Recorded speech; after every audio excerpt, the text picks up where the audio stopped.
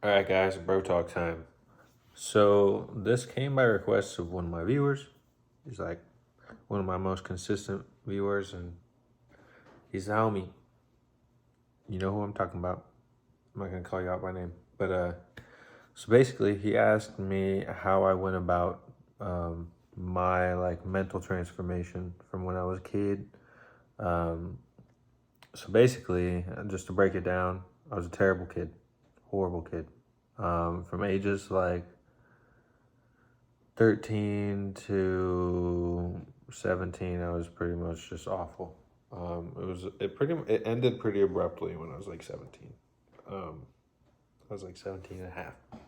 Anyways, basically, I got caught smoking weed when I was 14, pretty normal. But I was drinking by the time I was like 12 and doing BS. And then I was smoking weed by 14.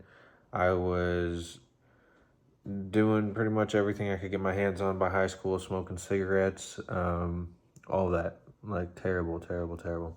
Um, my friends were like mostly skaters and stuff like that. So it was like kind of some peer pressure type of situation, but like I was down for it all. It wasn't peer pressure at all in the end, you know what I mean? Maybe initially it felt a little bit that way, but like it was just as bad as any of them. I grew up in a culture of cannabis.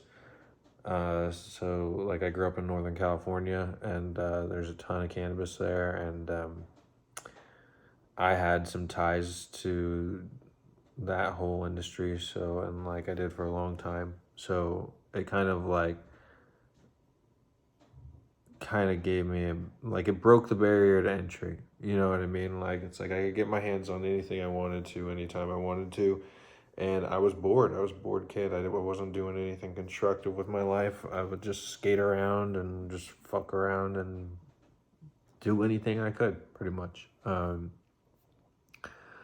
Like the stories would shock you, honestly. But basically, what happened is when I was 17, one of my best friends like went totally off the rails and started smoking meth. And he kind of just like rolled up one day when I was like, we're all smoking weed, and when him and I were just like chilling in a room, just him and I, he like smoked meth in front of me. I remember he like burned the tinfoil that he was trying to freebase it off of, and I left for the summer to go to my dad's house like the next day, like the following day, right? And I remember that was the moment where I was like, basically, a lot of kids in my grade, they were getting into what they thought was ecstasy, and there was like a meth composition. There was like a component in there that was meth, and they were all just like kind of accepting the idea that like they weren't addicted to Molly, they were addicted to the meth that was in it. Um, and this in combination with like the culture at the time, which was like heavily based around like Chicago drill music and stuff like that. A lot of the kids in my grade and the culture in the area, so there's so much cannabis that like people just had like tens of thousands, hundreds of thousands of dollars just like chilling in their house. Um, Basically, a bunch of kids in my grade started robbing people at gunpoint, breaking into houses, and smoking meth in high school, right? So I left for the summer and went and did my whole weed thing. But I was like, drugs aren't cool. I'm just gonna smoke tobacco, smoke weed, and drink, right? Like I wasn't healthy to by any stretch of the imagination, but that was like the first step.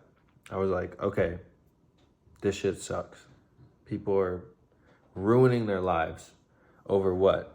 To like get high for a little bit? It's not worth it. And it's just getting more and more dangerous, but that's besides the story. So basically, I went to my dad's house, spent the summer with my best friend, and we just like did our thing, made some money, and worked, had fun, chilled, you know. By the end of that summer, I started doing 100 push ups a day. Yep. And at this point, I knew that the whole tobacco thing, it was one of my biggest flaws, right? It was one of the main things holding me back. It was impacting my diet. It was impacting my mood, all kinds of stuff. Some crazy shit went down with my dad. He's abusive. It was not cool. Anyways, I went on a trip with one of my good friends. I was smoking tobacco still at this time. It was like the end of summer before my senior year. And he and I smoked tobacco the whole time. We'd smoke it out of a bong. And I remember he like freaked out one day because he like couldn't get, sorry, that's the oven, it's super loud. Basically, when you smoke tobacco all the time and you can't smoke tobacco, like if there's some reason that you can't smoke it, it causes like an anxiety response in your body. It's like very uncomfortable, and it makes you very irritable. And his mom got mad at him for some reason, and basically it ended up with her throwing a cup full of chewed up sunflower seeds with coffee in the bottom and spit. It was disgusting, in his face, because he called her cunt. And then, and this was when I was like 17, right? This is like a decade ago. And he gets out of her car.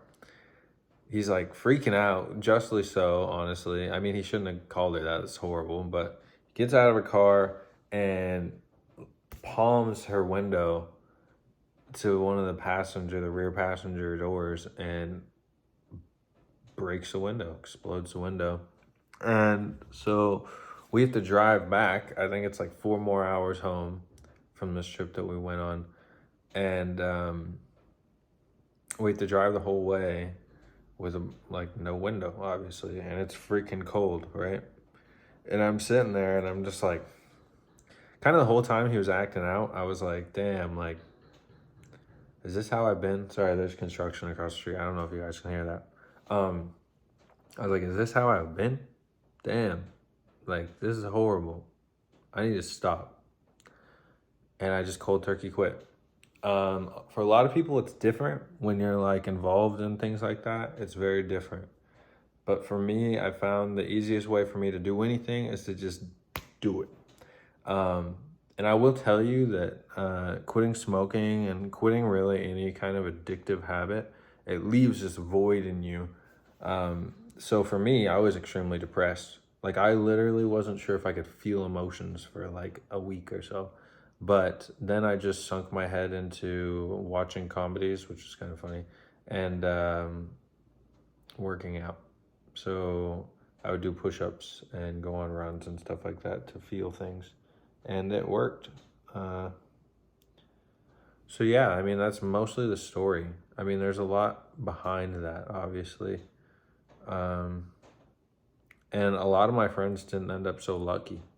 You know, keep in mind that the amount of exposure that I already had is life damaging for most people. I'm blessed. I'm very blessed. So just keep that in mind, guys, that if there's anything going on in your life that you absolutely need to change, my best tip, and it's always my tip, is to make that change absolute. So don't wait for that to happen to you. Don't wait for change for you. Change it, because you're the only person that can. And yeah, I mean, it could mean a much better life for you, or it could mean a schizophrenic breakdown or ending up in San Quentin. You know, I don't know. It's pretty harsh, but that's the reality of it, and you're all gonna grow up with that. Like, I mean, maybe not to the severity that I did, because the area that I lived in was it's so prone to like depression and all kinds of different things. But I'll tell you right now, I've lost nearly, I mean, it must be around 20 people since high school. Most of them were in the first like 5-6 years after getting out.